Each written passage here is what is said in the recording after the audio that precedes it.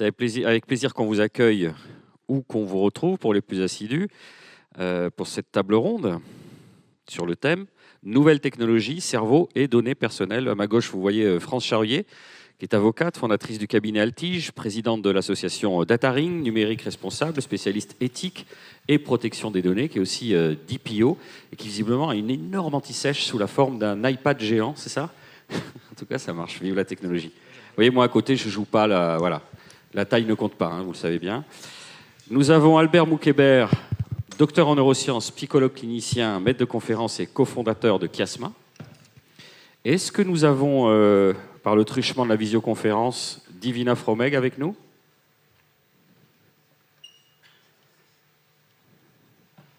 Peut-être. On va invoquer son esprit. Elle nous rejoindra au cours de cette table. Merci à tous les deux d'être avec nous. Alors, qu'est-ce qu'on a mis sous ce thème, sous ce terme, nouvelles technologies, cerveau et données personnelles? C'est un peu fourre-tout, un peu comme notre cerveau. C'est intéressant, c'est pour ça qu'on a un spécialiste de neurosciences et une avocate. Vous nous avez quand même donné un petit abstract, Albert Moukébert. Vous dites que, et je pense qu'on va pouvoir attaquer directement avec un petit tacle les deux pieds décollés par l'avocate, quasiment toutes nos données sur le cerveau qu'on peut observer grâce à ce que vous appelez l'IRMF, vous allez nous expliquer ce que c'est, souvent dans des institutions publiques, avec des données ouvertes. Donc déjà, est-ce que c'est une affirmation qu'on peut contester ou pas? Est-ce que quand on passe un scanner, les données qu'on récolte sont libres, ouvertes? Certainement pas. Vous êtes d'accord avec ça? Oui, je parlais des données de recherche. Ah, pas d'accord. les données médicales. Je parlais d'accord. On va intégrer le distinguo. On va expliquer ce qu'est une donnée de santé, une donnée sensible, et puis pourquoi les données sont protégées. Très bien.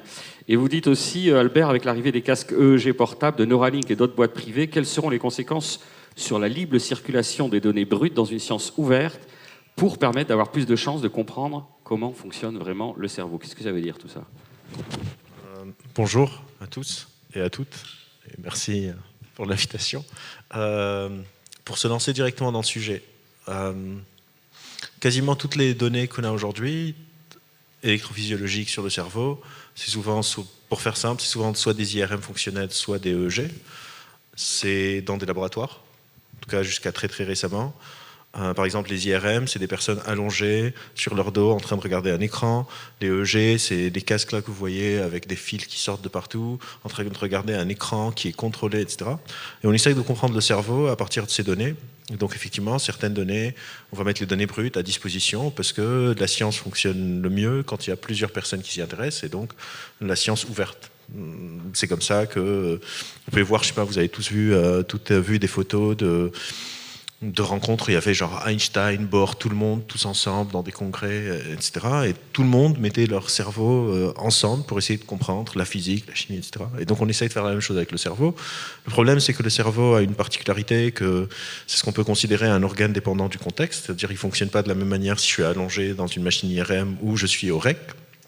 Et on n'a quasiment aucune donnée sur qu'est-ce qui se passe dans le cerveau, dans la vie quotidienne, parce qu'on n'a pas les technologies nécessaires. On vient d'avoir les premiers casques EEG avec quelques électrodes sèches, donc ils sont pas top. Un monitoring permanent, une récolte permanente. On ne sait pas comment faire, on n'a pas d'IRM portable, en tout cas ça commence maintenant, et donc on ne sait pas.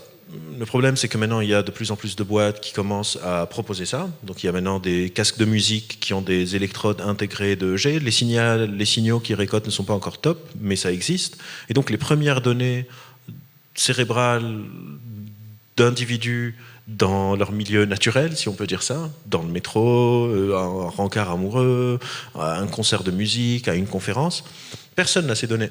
Et on va commencer à les avoir. Le problème, c'est que ces données... je parle sous le contrôle de Maître, de l'avocate. France Charrier. Oui, non, je connais son nom, c'est le titre honorifique. Ah oui, le maître, on dit maître. Je ne suis pas du tout attachée au titre. Oui, mais j'essaye. N'essayez pas. Ok, j'essaye. Donc, de France, qui peut être un titre,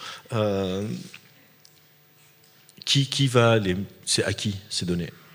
Si moi, demain, j'achète un casque connecté d'une boîte chinoise, qui me dit qu'ils vont détecter mes fréquences cérébrales pour mon bien-être, pour me permettre de mieux dormir, ou de, je sais pas, mieux me relaxer, gérer mon stress. Il y a plein de promesses, mais c'est un autre sujet. Est-ce que ces données... une empreinte unique de reconnaissance, peut-être? Est-ce que ces données sont en moi? Est-ce que ces données sont à la boîte? Est-ce que ces données vont être accessibles aux chercheurs? Et si ce n'est pas le cas, est-ce qu'on ne serait pas en train de retarder énormément notre compréhension du cerveau? Parce qu'il y aura une équipe de 4 personnes au lieu qu'il y ait beaucoup plus de chercheurs. Alors, docteur Albert Moukébert, j'utilise votre titre. Merci, c'est important. Ça tombe excessivement bien. Nous avons une spécialiste de ces sujets sous la main. Alors déjà, on va essayer de se poser les bonnes questions. La question n'est pas de savoir à qui appartiennent les données, la question est de savoir ce que sont d'abord ces données et à quel régime juridique elles répondent. Est-ce qu'une donnée personnelle m'appartient? Bien non. C'est un prolongement du droit de la personnalité. C'est une question également de dignité. Les données personnelles, ne vous en déplaise, et n'en déplaise aux Chinois ou aux Américains, ne nous appartiennent pas, nous n'en sommes que les usufruitiers. Le droit de la personnalité, qu'est-ce que ça veut dire? Ça veut dire qu'à partir du moment où le régime juridique, c'est celui des droits de la personnalité, ça veut dire que vous ne pouvez pas les acheter, vous ne pouvez pas en disposer comme vous le souhaitez, vous ne pouvez pas non plus considérer qu'elles vont répondre uniquement à la loi du marché. Vous allez me dire, mais pourtant c'est ce qui se passe. Alors oui, pourtant c'est ce qui se passe, c'est la raison pour laquelle en Europe, on a fait un choix de société. On a considéré qu'il fallait qu'il y ait le règlement européen sur la protection des données, c'est-à-dire qu'on s'est saisi de la difficulté, on a considéré qu'effectivement, la protection de nos données personnelles, ça répondait à un impératif de protection de la vie privée, protection de la liberté de penser, protection de l'intégrité. Et donc on a un régime juridique de protection qui s'applique. Ça ne veut pas pour autant dire que c'est gravé dans le marbre. Ça ne veut pas pour autant dire qu'on ne peut pas les utiliser. Mais nous en sommes les gardiens précieux. Donc la question va être le degré de responsabilité qu'on va avoir par rapport à ces données. Qu'est-ce qu'on va en faire? Le degré d'autonomie et d'autonomie de la volonté, notre capacité de prévoir et de choisir, ce qui va être essentiel. Et puis, quels usages, vertueux ou pas, nous aurons de ces données. Et dans le domaine médical, celui qui nous intéresse, comment va-t-on appréhender ce nouveau monde qui nous permet d'avoir à notre disposition les données personnelles et bientôt les données cérébrales, mais qui ont aussi une spécificité. La spécificité des données cérébrales, c'est qu'on n'en est pas forcément complètement conscient. C'est que les données cérébrales disent beaucoup de nous et parfois ce dont nous n'avons même pas conscience. Et donc, vous allez collecter avec vos magnifiques casques, quels qu'ils soient, des données dont nous avons conscience très bien, mais aussi énormément de données dites subconscientes.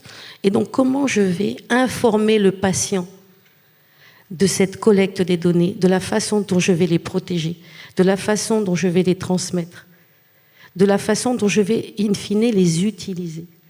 Donc le règlement européen sur la protection des données vous dit quoi? Vous dit déjà, vous avez une question de statut, ce sont des données dites sensibles qui méritent la protection la plus haute parce qu'elles se rapprochent à la santé.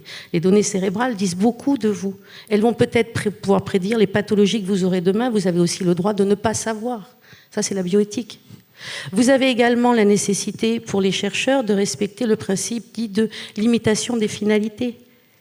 C'est essentiel. Qu'est-ce que ça veut dire? Ça veut dire qu'on ne peut collecter des données que pour des finalités qui soient explicites, déterminées, légitimes, et que vous devrez, dans les usages que vous aurez dans la recherche, avoir à justifier que vous n'allez pas les utiliser pour une finalité ultérieure, différente de celle à laquelle moi j'ai consenti. Et la problématique, elle en rentre dans les limites, c'est est-ce qu'il faut protéger les données cérébrales? La réponse est c'est une lapalissade, évidemment oui, mais la vraie question, c'est est-ce qu'on le peut techniquement? Parce que c'est un nouveau monde qui s'ouvre à nous. On va laisser Albert réagir parce que là, non, moi je m'y connais pas, donc je peux pas réagir. Je suis pas juriste. C'est intéressant parce que pour en fait, vous, ma question, vous pouvez considérer ça comme un frein ou une sécurité ou une barrière? Non, en fait, ma question, parce que je vais poser des questions, parce que je suis pas juriste, c'est est-ce que on considère, je m'y connais pas vraiment en droit européen, mais je sais que les startups qui sont en train de faire ça aux États-Unis ne considèrent pas ces données comme des données médicales. Bien sûr, c'est tout l'enjeu de la définition. Ils considèrent ça comme les données de Maps, etc. Et surtout, ils disent, et ça je m'y connais un peu mieux, ils disent non, on peut pas, à partir de ces données, on peut pas savoir ce que vous pensez de manière inconsciente. On est très très très loin de ça. On peut pas dire grand-chose sur vous. Et donc ils considèrent ça comme des données anonymisées presque, qui vont être utilisées pour des fins de recherche, de compréhension, etc. Mais ils disent c'est la même chose que quand Google collecte que je suis maintenant à Diagora, ils effacent mon nom, d'où je viens, etc. Et ils utilisent ça pour dire il y a du trafic sur la route, que c'est comme quand, je sais pas, Facebook voit que vous avez liké le REC, et donc ils vous font émerger d'autres pages de conférences sur l'homéopathie. Et donc tout est dans le presque. Et en fait, il y a une exception. Vous pouvez utiliser et collecter des données personnelles qui ne sont plus des données personnelles à partir du moment où vous nous indiquez qu'elles sont anonymisées. Très bien. Quelle garantie vous nous donnez sur cette anonymisation ? Et c'est tout l'enjeu. Une donnée personnelle, qu'est-ce que c'est ? Une donnée personnelle, c'est ce qui sert à identifier quelqu'un directement, indirectement et ou par recoupement. Ce qui veut dire que dans une société de l'information dans laquelle nous sommes plongés, à peu près tout, ça ne veut pas dire qu'on n'a pas le droit de l'utiliser, ça veut simplement dire qu'il y a une façon de l'utiliser qui nous permette d'avoir des garanties sur ce qu'on va en faire, sur les usages in fine. Lorsque je veux utiliser des données de santé, des données médicales et surtout des données d'imagerie, lorsque j'utilise les fameux IRM fonctionnels, eh bien, je vais avoir accès à des données qui vont dire énormément de choses sur mon état de santé, mais je vais collecter également en même temps, c'est ce que j'appelais des données qui sont dites subconscientes. Donc oui, il va falloir qu'on me garantisse un certain nombre de choses. Mais si on vous dit, France, que pour l'instant, c'est pas interprétable, c'est pas utilisable, on est loin de ça. Qu'est-ce que j'en sais ? Et combien de temps ? Et où est-ce que vous allez les conserver ? Et pendant combien de temps ? Quelle va être la durée de conservation ? Je ne dis pas que vous n'allez pas pouvoir le faire. Je dis juste, et c'est tout le sens de la régulation également sur l'IA qui est en train d'arriver, parce qu'il n'y a pas que ce règlement européen sur la protection des données, il y a aussi les dispositions du Code civil, il y a également les dispositions du nouveau Digital Service Act sur les réseaux sociaux dont vous parliez tout à l'heure. Et d'ailleurs, c'est très intéressant de voir que Facebook et l'Université de New York s'intéressent énormément, non pas aux neurosciences, mais au neuromarketing. Qu'est-ce qui va intéresser Facebook ? C'est d'avoir accès à toutes ces données, entre guillemets, anonymisées, sur lesquelles je n'ai aucune garantie qu'elles le soient véritablement, pour savoir si on va effectivement pouvoir piloter notre outil de mort, ma tablette, mon téléphone, et de pouvoir lui donner des instructions 100 fois plus vite que si je tapais sur le clavier. Effectivement, ça pose des questions. On pose des questions déjà sur l'usage. C'est que j'utilise des laboratoires de recherche pour faire du neuromarketing. Moi, déjà, ça me pose une question. Pour moi, les données cérébrales sont si précieuses et elles révèlent tant de choses sur nous, sur notre intimité, notre droit à la dignité, notre droit à l'intégrité, puisque je ne connais pas, il y a aussi des problématiques de fiabilité. Même si elles ne sont pas interprétables pour l'instant. Même si elles ne sont pas interprétables, mais le pour l'instant. C'est le pour l'instant. Regardez à quel... C'est vrai qu'on sait que tout va vite, mais tout va hyper vite. Regardez le monde dans lequel on est en train de basculer. En 5 mois, on a découvert ChatGPT. Bon, ChatGPT est une image générative. Il n'y a rien de nouveau sous le soleil. On a déjà Bloom à Paris-Saclay. Ce qui pose question, c'est l'accessibilité et l'acceptabilité de ces nouvelles intelligences artificielles. Il en sera de même sur le cerveau, sur les ondes cérébrales ou sur les IRM et sur toutes les données cérébrales auxquelles nous allons avoir accès, qui, couplées à ces intelligences artificielles avec le machine learning, vont nous révéler sur nous-mêmes ce que nous ignorons et ce que parfois nous n'avons pas envie de savoir. Donc il y a évidemment, et c'est un choix de société, des garanties à donner. Et ces garanties, elles vont être apportées par les textes, par la régulation, mais pas que. Alors on va faire réagir Albert. Est-ce que France est annonciatrice de... C'est l'ange noir de la mort, de mauvaises nouvelles? Pas du tout. Non, mais moi, je suis pas en train de récolter les données de personne. Mais ce que j'essaye de dire, c'est que pour le moment, on ne peut pas vraiment encore interpréter. Pour le moment, vous avez raison, on peut avoir ses craintes, même si je pense qu'on est encore très loin. Pour une raison qui est tout aussi importante pour notre sujet, c'est que jusque-là, on n'a que des données de personnes qui sont dans un environnement contrôlé de laboratoire. Et ça, c'est problématique parce que quand ces données... En fait, pour moi, ce qui m'inquiète, parce que je partage les inquiétudes, mais pour des raisons complètement autres, parce que je ne suis pas juriste, c'est que, en général, quand on a voulu comprendre des choses en science, c'était un effort collectif. Genre, tout le monde connaît la fameuse citation de Newton qu'Einstein a repris: je suis debout sur les épaules d'un géant, et ce géant, c'est la connaissance qui a été accumulée avant moi. Et donc, on met en commun, on publie, tout le monde ici aussi, familier, on publie, c'est évalué par les pairs. Puis là, les données sont disponibles. Je peux aller demain lire un article d'IRM fonctionnel par une équipe à UCL qui travaille sur un trouble psychiatrique, et aller voir quelles sont leurs données brutes, emailer le chercheur, il me le renvoie, je compare à mes données, on fait des méta-analyses, etc., etc. Le danger, au-delà de la société privée, de vouloir, contrôler les pensées, savoir ce que j'ai envie avant que j'ai envie, etc., c'est qu'on a très peu de modèles théoriques sur le fonctionnement du cerveau. En fait, d'un point de vue épistémologique, en neurosciences, on n'est pas encore très top. On va en parler demain à la table sur la neuromanie. Non, mais la recherche est essentielle dans ce que vous dites. Il n'est nullement question de dire que vous ne pouvez pas le faire. Non, le problème... C'est une des exceptions, justement, la recherche. La question est de dire quelle garantie vous allez donner aux patients sur leur capacité de prévoir et de choisir sur la façon dont vous allez collecter les images, en sachant que tous ces laboratoires de recherche, tous ces hôpitaux sont ceux qui font l'objet du plus grand nombre de cyberattaques à l'heure actuelle. Donc vous avez toute une équipe B qui n'a pas forcément les mêmes intentions que vous, les mêmes garde-fous, qui aux États-Unis et en Chine, pour ne citer que, dans la course à l'IA compétitive, ont besoin de ces données et qui, malheureusement, dans certains laboratoires de recherche, dans certains hôpitaux, sont des passoires à données. Donc les garanties que nous donnons aux individus, dans les choix de société que nous faisons en Europe, c'est évidemment, non pas de vous ralentir, mais de donner un cadre, parce que sans la confiance, le tsunami numérique, il ne fonctionnera pas, parce que tous ceux qui sont ici, qui sont les usagers finaux, ne voudront pas utiliser vos techniques. Mais moi, je ne défends pas l'utilisation de Non, mais je le sais. Moi, en fait, ce que j'essaie de dire, pour continuer l'idée que j'essaie de formuler, c'est que pour le moment, on a, de toute façon, quand on fait des recherches en IRM, on a des tonnes de comités éthiques. Il faut faire des CPP, il faut passer par des ANR. Il y a tout un arsenal pour la politique, ce qui pose pour aussi la recherche. Problème. Il faut trouver un équilibre. Le problème, c'est pas ça. Le problème, c'est que demain, une boîte développe un casque EEG ou un IRM portable. Ils ont les garanties légales, il y a un cadre législatif, ils peuvent les transmettre à personne, etc. Eux, ils ont dans leur équipe de recherche 10 personnes qui sont en train de travailler sur qu'est-ce qui se passe dans le cerveau quand on est en train d'avoir une table ronde. Ces données ne seront pas communes. Donc il y a moins de cerveaux qui essaient de comprendre le cerveau. Et donc, est-ce que ces écosystèmes fermés, parce qu'ils ne sont pas publics, on l'a vu avec Facebook. Facebook, je ne sais pas si vous savez, mais quand ils ont commencé, on avait une plateforme en tant que chercheur, on avait accès à leurs données. On pouvait utiliser les données de Facebook pour faire des études de sociaux, de psycho, etc. Et à un moment, il y a peut-être une dizaine d'années, ils ont tout fermé. Ils se sont dit non, on ne vous donne plus nos données. On va faire nos unités de recherche in-house un peu. On ne va plus vous donner nos données. Comme OpenAI qui a fermé son code. Pardon ? Comme OpenAI qui a fermé son code après l'avoir ouvert. Comme OpenAI qui a fermé son code après l'avoir ouvert, etc. Et le problème, c'est que pour des données de réseaux sociaux, etc., on a des manières d'y arriver, et c'est des données qui sont ce qu'on appelle des données comportementales. Le problème avec les IRM, c'est encore une fois, dans l'histoire de l'humanité, on n'a jamais eu de données cérébrales de personnes qui sont en train de vivre leur vie normalement, entre guillemets, qui ne sont pas dans un environnement contrôlé avec une variable indépendante, une variable dépendante, dans un protocole expérimental.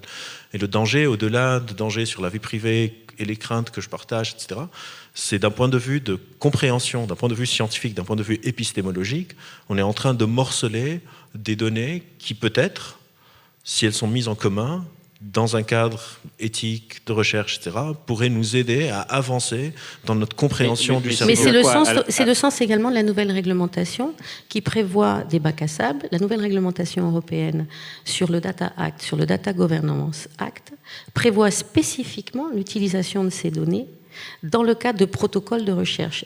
Donc on ne va pas vous l'interdire. La difficulté, c'est que vous n'aurez pas les jeux de données. Ma question, c'est pas est-ce qu'on va nous l'interdire, c'est est-ce qu'on va obliger les boîtes privées à partager les données brutes avec C'est le sens du Data Governance Act et du Data Act. C'est le sens du Data Act. De les mettre en public. C'est le sens du Data Act. Et ils vont accepter. C'est le partage, c'est le fruit d'un lobby très intense à Bruxelles. Mais on en est où actuellement en France? On est en cours de négociation et on a le Data Act qui va arriver. Parce qu'on n'arrive même pas à forcer Facebook. Moi, j'étais par exemple sur le panel d'experts du CSA pour la lutte contre les aversions en ligne. Quand on a fait des auditions avec les représentants de Facebook, de Snapchat, etc., pour leur dire vous êtes obligés de nous donner accès au moins partiellement à vos données parce qu'on peut les utiliser, pour qu'on puisse comprendre, etc. Ils nous ont dit OK, ciao. Oui. Alors, effectivement, c'est la question la plus importante. Que ce soit en matière de neurosciences ou en matière d'intelligence artificielle, on a besoin de jeux de données qui soient pertinents, pas forcément les plus importants, mais les plus pertinents. On est d'accord là-dessus. Pour avoir accès à ces jeux de données pertinents, qui sont malheureusement aujourd'hui collectés par les grandes plateformes, les grandes organisations, encore faut-il y avoir accès. Il est prévu dans la nouvelle réglementation de forcer ces opérateurs privés à nous ouvrir les jeux de données. Maintenant, est-ce qu'on aura la possibilité, effectivement, de les contraindre? Ça, c'est une autre question. Parce qu'il va falloir être réaliste. On est sur une dépendance. C'est un avantage comparatif pour eux qu'ils ont de la propriété intellectuelle dessus, que ça fait partie de leur business. C'est le secret des affaires. Oui. C'est-à-dire qu'on a de distinguo. Alors, il faut pas de confusion. Il y a la protection due aux données personnelles qui répond à un impératif de dignité et à la protection des libertés publiques fondamentales, la vie privée, le droit d'être laissé en paix. Et vous avez également la protection des données non personnelles, entre guillemets, le diable se cache dans un détail, anonymisées. Donc ces données dites industrielles, ces données qui sont l'objet aujourd'hui de toutes les convoitises et qui font l'objet d'une guerre des régulateurs, puisque dans la guerre de l'information, dans l'appétit que les États et les organisations ont pour récupérer tous ces sets de données, eh bien la qualification juridique va être essentielle. Ce ne sont plus des données de santé, ce sont des données anonymisées, ce sont des données non personnelles qu'on va pouvoir utiliser et se partager, sauf qu'il y a le droit dit du producteur de base de données, c'est-à-dire que si j'ai assemblé, collecté de manière originale des données dans une base de données, ce qui va m'intéresser, je suis protégé par le droit du producteur des bases de données, c'est Elon Musk. Le chercheur ne pourra pas y accéder. Attends, c'est Elon Musk qui dit aujourd'hui à OpenAI, vous avez collecté les données sur Twitter et sur Reddit, eh bien vous allez avoir un procès, c'était il y a 2 jours, parce que vous avez aspiré mes données. Bon, la question, elle va être tranchée par les juridictions, bien évidemment, mais elle est intéressante. Et nous, en Europe... Tranchée par les juridictions américaines, si tant est qu'ils mènent le procès jusqu'au bout.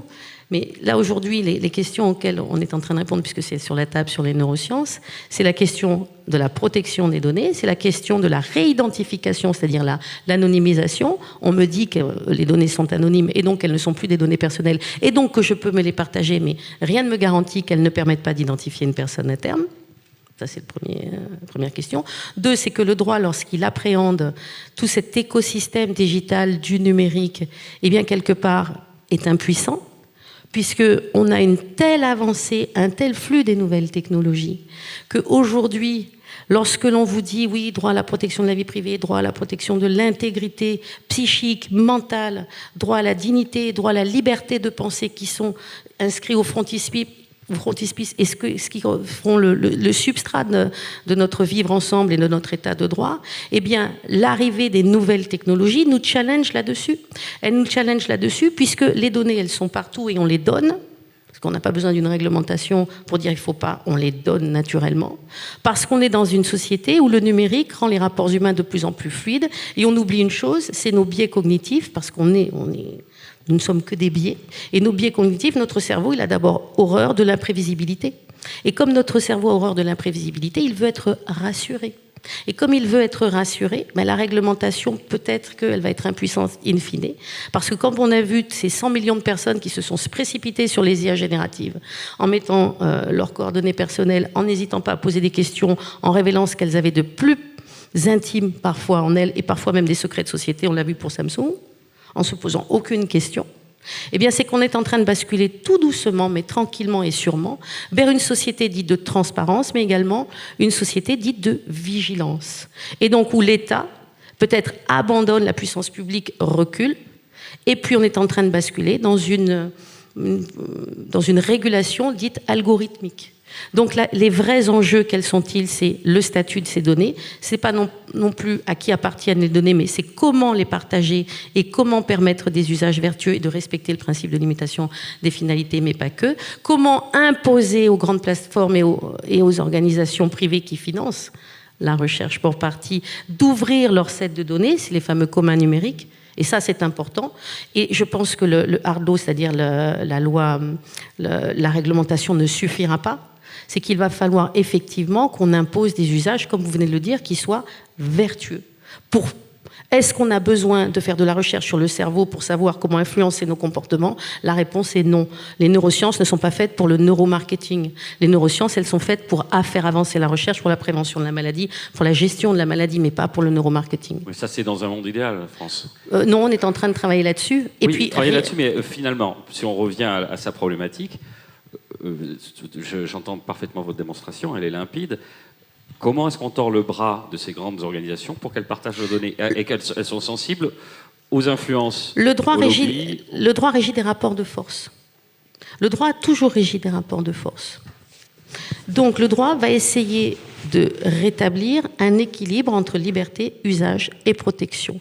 Donc la façon dont on va tordre le droit, ça ne sera peut-être pas les États, qui sont empêtrés également dans cette guerre économique de l'information et dans leur dépendance aux infrastructures américaines. Les acteurs supranationaux, ils ont maintenant tellement de pouvoir qu'on a l'impression que ce que vous dites est théorique. On a quand même beaucoup de mal à les contraindre par plein d'aspects. Alors, je vais raconter juste une histoire, et c'est pour ça que je crois à la puissance. On reprendra avec Albert. Parce que, ouais.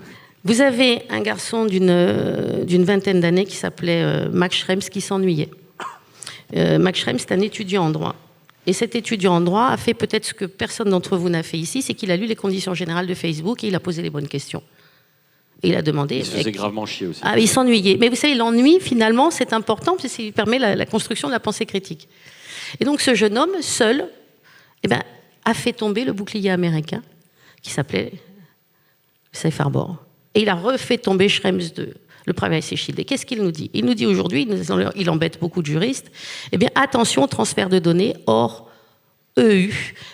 Pourquoi? Parce que les données, lorsqu'elles sont transmises en dehors de l'Europe, sont soumises à des lois de surveillance qui font que les autorités américaines ont accès à nos données personnelles.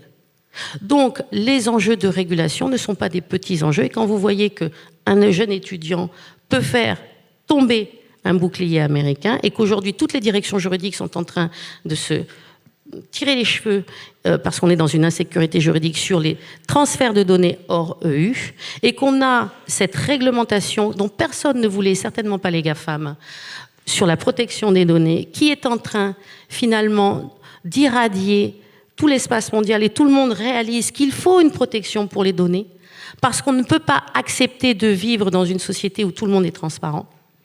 Parce que une société dans laquelle tout le monde est transparent, c'est une société qui est sans séduction ni métamorphose, on n'a plus de part d'ombre, on n'a plus de désir, on n'a plus rien, on est déterminé uniquement par une image cérébrale, par des couleurs, et donc il n'y a plus de responsabilité. On va laisser parler un petit peu Albert qui vous écoute religieusement. Mais... Moi je suis très content d'apprendre des choses.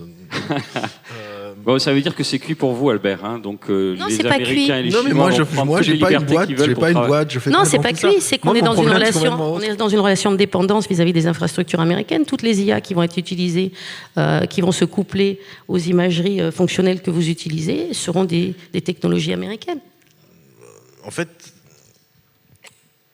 parti.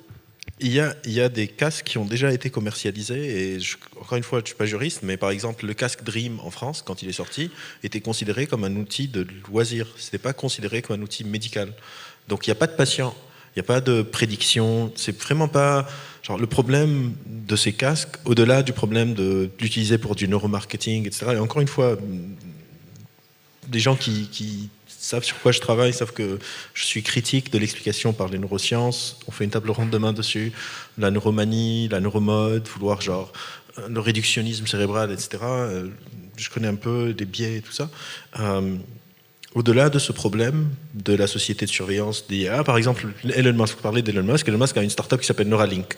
Neuralink, ils ne veulent pas faire des électrodes sèches, ils veulent implanter des électrodes et avoir des signaux électrophysiologiques, donc c'est un peu supérieur. Neuralink, il nous dit, ah voilà, j'ai une vidéo d'un cochon, il est en train de marcher, et on peut prédire, on a un singe qui peut jouer à genre, une sorte de mini-pong avec son cerveau, etc. Tout est opaque. Tout est opaque. On a accès à un article qui publie dans un journal, mais on n'a pas accès à toutes les données, à tout ce qu'on aurait vu si c'était un chercheur de Stanford qui fait ça. Ça, c'est la première chose. La deuxième, donc ça, c'est quand on va vraiment dans les nouvelles technologies invasives. Mais dans les technologies qui sont déjà disponibles, vous pouvez aller acheter aujourd'hui des casques 2G qui sont vendus pour du bien-être. Ils disent ça va améliorer votre stress, ça va améliorer votre sommeil. Vous n'êtes pas des patients, vous êtes des utilisateurs. Exactement, c'est considéré comme si c'était un téléphone portable. Il n'y a pas de spécificité, en tout cas encore, qui dit ça. Et au-delà des réserves qu'exprimait France sur le no-marketing, la prédictibilité, il y a un enjeu beaucoup plus grand pour moi en tant que chercheur. Au-delà de ces considérations économiques, c'est qu'on ne sait pas comment fonctionne le cerveau, on ne le sait pas, et ces données peuvent être hyper importantes, et on va passer à côté de ça, c'est-à-dire il y a un effet néfaste un peu de la compétitivité, du secret industriel, etc. C'est qu'on est en train de louper la base, et c'est un vrai problème au-delà des neurosciences, c'est qu'en sciences aujourd'hui, la recherche scientifique est en train d'être assujettie à ce qu'on appelle en anglais ce publish and perish, de devoir faire des articles qui sont en train de prouver des choses avec un P inférieur à 0,01. On fait beaucoup plus de données observationnelles et corrélationnelles qu'il y a 20 ans. On fait quasiment plus de papier théorique, de papier sur les cas théoriques, de papier sur comment ça marche, parce que c'est difficile, parce qu'on ne sait pas, parce que dans certaines facs américaines, par exemple, si vous ne publiez pas un article chaque année, vous perdez votre poste, vous perdez votre boulot, etc., ce qu'on n'a pas encore en France. Et Et ces facteurs de pression, en parallèle avec ces boîtes, en anglais on appelle ça des walled gardens, des sortes de jardins fermés, vont nous éloigner de la compréhension de l'organe, bien au-delà des considérations de est-ce que ça va être utilisé pour des pubs, pour me traquer, d'une société de surveillance, pour la répression étatique, pour je sais pas quoi. Au-delà de tout ça, il y a un beaucoup plus gros problème, c'est que les premières données qu'on va avoir d'un organe dépendant du contexte, on ne va pas y avoir accès. Seront privés et opaques. Seront pas pour, accessibles pour les chercheurs. C'est le cas pour tout le monde dans le monde entier, parce qu'on imagine que dans des régimes un peu plus laxistes par rapport. Il n'y a pas des tonnes de gens qui sont capables de fabriquer. C'est un peu les Chinois et les Américains. Genre on a eu Dream avec Hugo en France, mais encore une fois, ces 3 électrodes sèches, leur signal était tellement pas clair qu'ils ont changé. Ils n'ont plus leur casque. Maintenant, ils font de la méditation guidée, des choses comme ça. Ce qui est intéressant, c'est que dans la course à l'IA compétitive, on regarde qui dépose le plus de brevets. En ce moment, ce sont les Chinois. Pourquoi ? Parce qu'ils ont accès à des jeux de données qui sont énormes, puisque pour eux, les données personnelles ne sont pas insusceptibles d'appropriation, mais ça correspond... C'est le Far West, chacun fait ce qu'il veut. Non, c'est pas le Far West, non. C'est-à-dire que dans un État autoritaire, l'État est opaque, l'individu est transparent. Dans un État démocratique, ça doit être l'inverse. Donc c'est très intéressant ce que vous dites. La difficulté, c'est qu'aujourd'hui les chercheurs sont empêchés, c'est-à-dire qu'on les fait travailler, on leur permet finalement d'avancer, mais dans un certain cadre. Et ce cadre, il est financé par qui ? Par des organismes privés dont on sait que ce ne sont pas des grands philanthropes. Parce qu'effectivement, dans une économie qui est une économie dite de l'attention et comportementale, il faut un retour sur investissement, le fameux ROI. Et dans mon économie du comportement, dans mon économie de capitalisation de l'attention, je n'ai pas besoin d'avoir des électrodes lorsque j'ai un téléphone. Intéressez-vous au fonctionnement de l'algorithme de TikTok.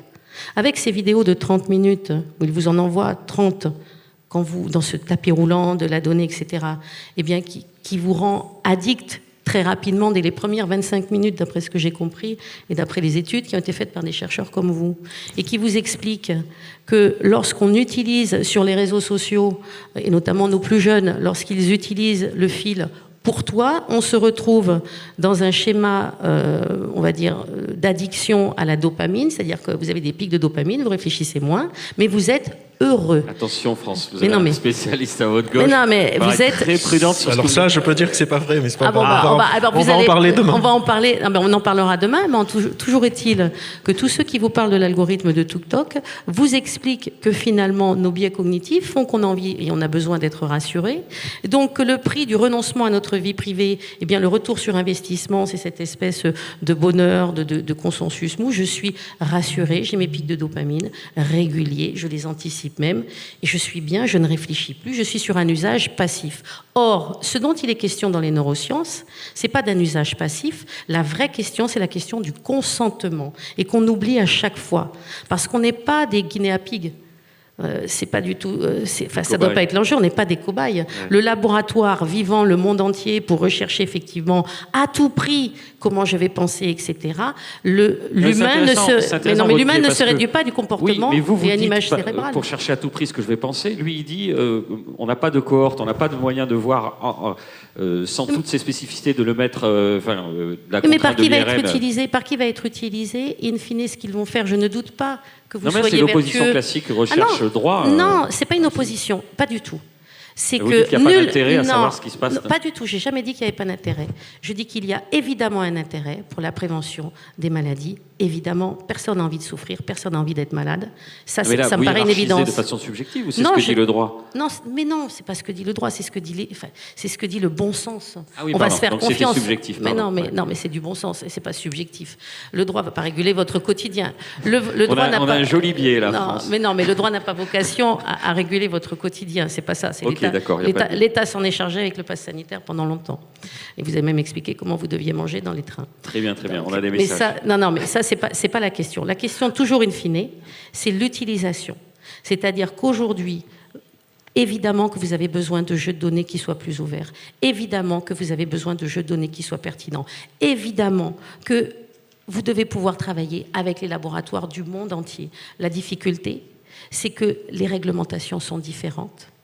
qu'aujourd'hui, l'État chinois, c'est celui qui détient 80% des sociétés chinoises, et que quand il a envie de faire ça et de détourner peut-être une finalité, vous ne pourrez rien faire. Qu'aujourd'hui, les États-Unis, eh bien, ce sont eux qui ont la maîtrise de toutes les infrastructures avec des lois de surveillance qui sont particulièrement coercitives. Donc la question des neurosciences, c'est la question de où est-ce qu'on va placer le curseur entre effectivement liberté, usage et protection que nous devons aux individus pour la préservation du droit à la dignité. Et qu'est-ce que veulent dire ces recherches que vous allez faire et qui sont fantastiques? Bien sûr que les neurosciences, c'est fantastique pour faire reculer la maladie d'Alzheimer. Bien sûr qu'on va apprendre plein de choses. Ce n'est pas le sujet. Le sujet, c'est que les neurosciences, on ne va pas en faire des ordalis. Le sujet, c'est que lorsque j'ai une expertise judiciaire où on m'explique que je peux potentiellement utiliser, dans le cadre d'expertise judiciaire de neurosciences, un juge qui n'en demande pas tant et qui n'est pas formé, eh bien, je ne dois pas l'utiliser sans le consentement express de la personne. Mais je peux potentiellement avoir des dérives, des neurodiscriminations. Selon la façon dont on pense bien ou mal, c'est quoi un cerveau dangereux? On est en train de retomber dans l'ombroso. C'est quoi la normalité qui est acceptable? Et puis tous ces médicaments, tous ces gamins à qui on a donné de la... Je n'ai pas besoin du cerveau pour ça, mais cette volonté de toujours soigner, c'est quoi la norme? Quelle est la norme? On va laisser un peu de place à Albert. En fait, toutes ces questions, on y pense. Et on a relativement, par exemple, la neuroloi. Il y a eu 2 cas de justice aux États-Unis qui ont essayé d'utiliser des images IRM pour voir si quelqu'un est coupable ou pas, et ça a été complètement discrédité par les neuroscientifiques. L'hypothèse qu'on est addict à TikTok à cause de la dopamine a été complètement invalidée par les neuroscientifiques. L'hypothèse qu'on est addict aux réseaux sociaux a été complètement invalidée. Le problème des réseaux sociaux, c'est ni le cerveau, c'est leur imbrication dans notre vie quotidienne. C'est-à-dire ça, c'est des sujets sur lesquels je peux m'exprimer parce que je connais pas la loi. Je sais très bien que les jeunes ne sont pas sur TikTok à cause de leur dopamine, que les juges, les avocats qui demandent les neurosciences pour faire appel à de la neuroloi, c'est pas les neuroscientifiques qui leur donnent, c'est des personnes qui vont se prétendre expertes en neurosciences. Quand vous entendez quelqu'un qui vous dit que vous êtes addict à TikTok à cause de votre dopamine, 9 fois sur 10, c'est pas des personnes qui bossent sur le sujet, parce que la dopamine n'est pas le neurotransmetteur du plaisir, comme on le dit, et c'est ce qu'on appelle de la neuromanie. La neuromanie, c'est quand on veut utiliser les neurosciences pour des raisons qui n'ont rien à voir avec les neurosciences. Et donc, c'est un peu ça, c'est là où le bas blesse, et c'est ça le problème de la neuromanie, c'est que les neurosciences fascinent, ça parle de nous, et donc on peut y greffer, parce qu'on a des biais cognitifs, parce que l'incertitude, on n'aime pas ça, alors que c'est pas vrai, là aussi, on est très, très bien, hyper capable de supporter l'incertitude, nos biais cognitifs ne sont pas nécessairement une mauvaise chose, et du coup, c'est pas du tout, en fait, on appelle ça de la psychologie naïve, c'est-à-dire on a une sorte d'intuition de comment les choses marchent, ce fameux bon sens, et le cerveau est quelque chose qui va souvent nous prendre à contre-pied. C'est beaucoup plus complexe que j'ai un like et donc je me dis je vais encore l'utiliser. Si vous êtes, je sais pas, graphiste et vous n'avez pas de page Instagram, vous n'existez pas. Si vous avez un resto et vous n'êtes pas sur Google Maps, vous n'existez pas. Et ça n'a rien à voir ni avec votre cortex préfrontal, ni votre amygdale, ni aucune structure cérébrale. C'est des enjeux politiques qu'on va cacher en utilisant des excuses de dire « c'est les neurosciences, et c'est des dérives ». Le problème principal qui sous-tend tout ce truc, c'est que tout le monde est en train de faire des promesses sur le cerveau, que ce soit sur les réseaux sociaux, sur la loi, sur la prédiction, sur le neuromarketing. Il y a du neurotout, il y a du neuroleadership, il y a du neuroleadership quantique, si vous voulez même. Genre, on peut faire autant de dérivés et de déclinaisons. Vous nous faites quand même un très bon teasing pour la table de demain matin. Ça sera le sujet de la neurosociété. Il y a de la neurotout. Et la majorité de ces neurotrucs, c'est pas fait par des neuroscientifiques. C'est ça c'est l'instrumentalisation. Mais non, mais bien sûr, c'est le biopouvoir. Le danger, c'est que d'un côté, on est des personnes qui vont en avoir peur alors que c'est pas comme ça que ça marche, et de l'autre côté, des personnes qui veulent vendre du rêve alors que c'est pas comme ça que ça marche, parce qu'on ne sait pas comment ça marche. Et on a besoin de faire plus de recherches pour comprendre comment ça marche. Et il y a de très fortes chances, et c'est ça mon inquiétude principale, c'est qu'il y a de très fortes chances qu'on ne puisse pas faire ce travail de recherche fondamentale, parce qu'on ne va pas pouvoir avoir accès à ces données, parce que c'est des boîtes privées qui les font, et parce que on greffe dessus énormément de fantasmes qui ne sont pas ancrés dans le réel, qui sont ancrés dans l'intuition de chacun que, oh mon Dieu, si on a des données personnelles, on va pouvoir savoir qu'est-ce que je pense inconsciemment, alors qu'on ne sait pas comment faire. On ne peut pas savoir ce que vous pensez inconsciemment, parce qu'on ne sait pas comment fonctionne l'inconscient encore, parce qu'on n'a pas de données à part de personnes allongées dans un IRM qui entendent bah, bah, bah, bah, bah, et qui voient des gabors sur un écran qui fait flic, flac. On dit, on a trouvé la zone pour je sais pas quoi. Il y a plein de gens qui considèrent l'IRM presque comme de la nouvelle phrénologie et on ne sait pas quoi en faire encore. Mais personne ne niera que vous devez faire de la recherche fondamentale puisque c'est précisément le sujet. Mais on n'a pas les moyens. Et vous n'en avez pas les moyens. Pourquoi ? Parce que l'Europe ne s'est pas donné les moyens, ou peut-être n'a pas pu se les donner, et qu'aujourd'hui la problématique elle est politique, peut-être il faut savoir le dire, et que l'IA Act à l'heure actuelle qui est en cours de construction, qu'est-ce qu'il dit ? Il dit que justement ce que vous souhaitez, il faut qu'on s'inscrive dans une démarche d'explicabilité, de transparence des algorithmes. Il faut ouvrir les boîtes noires, justement ce dont vous avez besoin pour mener vos protocoles de recherche. Après, moi, je ne travaille pas sur l'IA, moi, je travaille sur le cerveau. Oui, mais vous travaillez sur le cerveau, mais on a quand même des interfaces homme-machine avec du machine learning aussi. Le machine learning, c'est la machine qui apprend pas le brain learning. C'est-à-dire, on utilise les neurosciences computationnelles, c'est utiliser les IA pour essayer de faire sens des données. Mais le machine learning, par exemple, en IA, ils utilisent le mot neural network, des réseaux neuronaux. C'est un mot hyper mal choisi. Une IA ne fonctionne pas du tout comme un cerveau. Ce qu'elle veut dire, c'est que cette opacité des grandes boîtes privées, c'est plus ça qu'il faut. L'opacité de leur algorithme, c'est un autre... Ouvrir les boîtes, quelles qu'elles soient. Vous avez besoin d'avoir accès à des jeux de données de qualité. Oui. Bon, ça c'est... Évidemment, on en a tous conscience. Mais il faut que ça se passe dans des conditions qui soient loyales.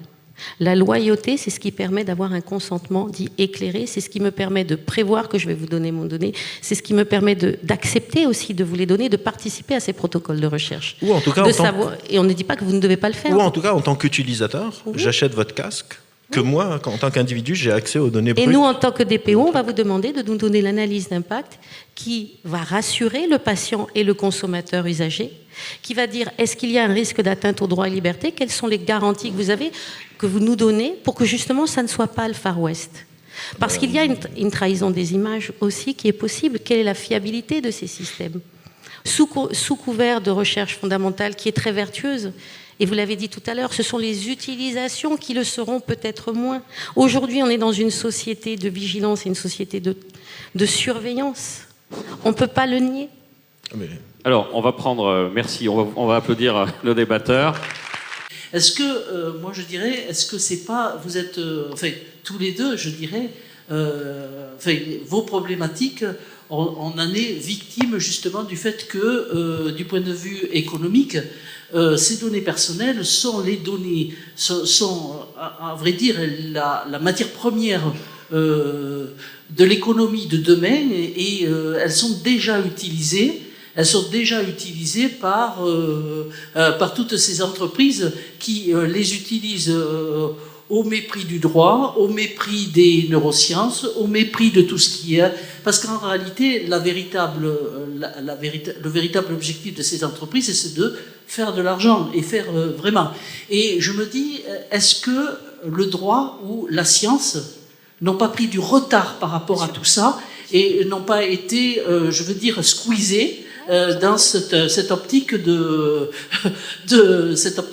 d'avenir dans lequel nous-mêmes, personnes du monde entier, nous allons être en fait des fournisseurs tout en étant des consommateurs de ces entreprises qui font le monde à leur profit et non au nôtre. Voilà. C'était une question ou un constat global? Je dis. D'abord, il y a eu un résumé de la table. Voilà, ensuite, un résumé, et je dirais, est-ce que on n'a pas pris, enfin, est-ce que vous n'avez pas pris, que ce soit la science ou le droit, il n'y a pas pris du retard par rapport à tout ça? C'est le retard, moi, que je parle. Déjà, le droit est en retard par rapport à la science. On est malheureusement après.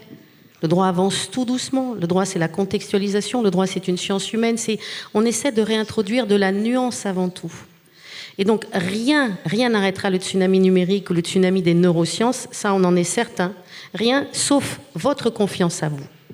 Donc, le droit va vous donner des outils. Vous pourrez mener peut-être des class actions. Vous pourrez peut-être mener des recours.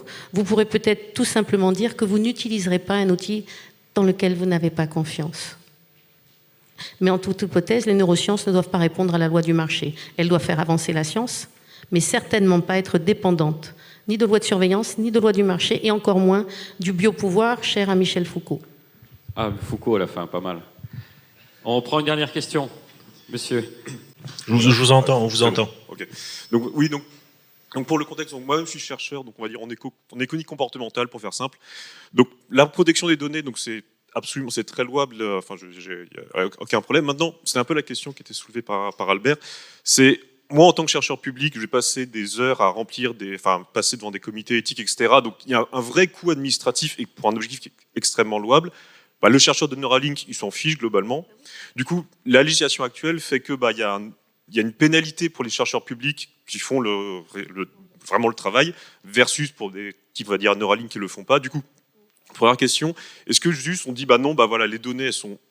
on enlève cette contrainte à la recherche publique, est-ce que c'est acceptable? Ou, deuxième situation, est-ce que c'est un peu provoquant, est-ce qu'on peut pas juste dire aussi qu'on accepte que en fait, les données sont à vendre, entre guillemets, c'est que vous, en gros, si vous allez sur un média, un réseau social, soit vous dites, je paye quelque chose pour pas qu'on utilise mes données, donc cette nuance c'est Netflix, Apple, ou versus je suis rémunéré pour utiliser mes données. Donc ça c'est Social Display, donc c'est une plateforme qui fait ça.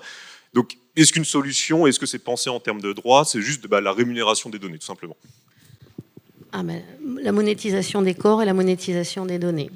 Donc selon que vous êtes riche ou pauvre, vous serez inégaux. Je vous donne un exemple, Pay as you drive. Vous acceptez d'être transparent, d'être suivi, d'être géolocalisé en permanence, de voir si vous êtes un bon conducteur, vous aurez une diminution de votre prime d'assurance. Très bien. Si je veux offrir et si je suis smicard et que j'ai besoin de ces 100 € de diminution de prime, je vais donc accepter d'être transparent, là où d'autres ne l'accepteront pas. Donc l'inégalité, elle ne se mesure pas à portée de clic. Aujourd'hui, le diable ne s'habille pas en data. C'est ça la problématique. Donc la monétisation des corps, le fait qu'on essaie de s'approprier le vivant, le fait qu'on oublie que les données personnelles et le corps sont hors du commerce, avec l'avancée de la science, c'est peut-être la principale question à laquelle nous sommes, nous, confrontés. Ensuite, la question de notre liberté cognitive, parce que ça, c'est aussi, on est challengé par les neurosciences. Et dans ce que vous dites, où les chercheurs européens sont aujourd'hui, alors qu'ils sont à l'origine des principales innovations, contraints parfois d'aller voyager dans d'autres laboratoires qui sont financés par des organisations privées. J'entends la tentation. Je ne dis pas qu'en Europe, vous ne pourrez pas le faire. Je suis la première à prôner un assouplissement de la réglementation. Mais cet assouplissement de la réglementation fait que les usages que vous aurez, c'est vous qui nous donnerez les garanties. On doit travailler ensemble pour bâtir des protocoles de recherche qui soient vertueux. Et le nouvel IA Act donne, bien qu'il ne s'applique pas complètement aux neurosciences, mais il donne, on va dire, une idée de ce que l'on peut essayer de bâtir ensemble. C'est ce qu'on appelle les bacs à sable. Dans les bacs à sable d'intelligence artificielle, vous avez la possibilité peut-être d'organiser une forme de science ouverte. Mais la question qui se pose en creux pour vous, c'est comment on va financer vos recherches. Et comment on va financer vos recherches? Est-ce que ça doit répondre uniquement à la loi du marché pour savoir si Facebook va pouvoir doter tout le monde en utilisant le fruit de vos recherches de casques magnifiques pour faire en sorte qu'on tape plus vite en dactylographie cérébrale? Est-ce qu'il ne faut pas s'intéresser aux raisons pour lesquelles aussi Jacques Testard, dans l'œuvre Transparent, avait arrêté ses recherches? Je ne vous dis pas qu'il faut les arrêter, je dis que parfois, d'un seul coup, il m'est indifférent de ne pas être moderne et qu'il doit y avoir de la place pour l'ombre aussi.